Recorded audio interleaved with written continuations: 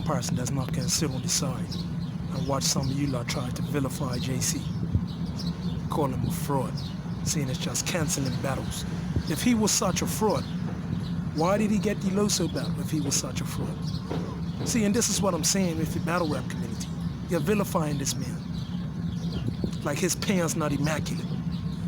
Like it's not a game changer. Like it's not one of those battle rappers that show up consistently with good material and entertain you. When has he ever let us down? Now it's a few no-shows, so you're automatically assuming he's taking deposits and not coming back. And that's not even the case. JC is in the game. He's to be respected. He's earned his respect in the game. So I'm not just gonna sit on the side and watch people vilify him. The man's got an impeccable delivery. The man's intelligent. The man's in good standing with Smack too.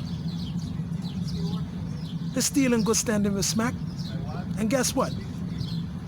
I guarantee if he wanted to get a battle on Rib Reed will book it.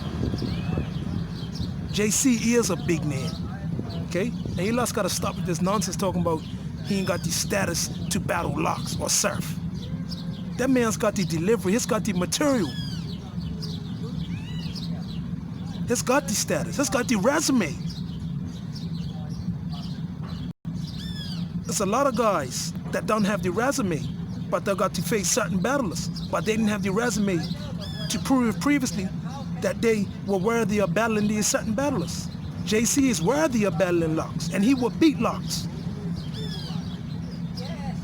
Come on, man, stop trying to clown the man and vilify the man. The man's an elite battle rapper. Comment and subscribe, let me know if you like this video.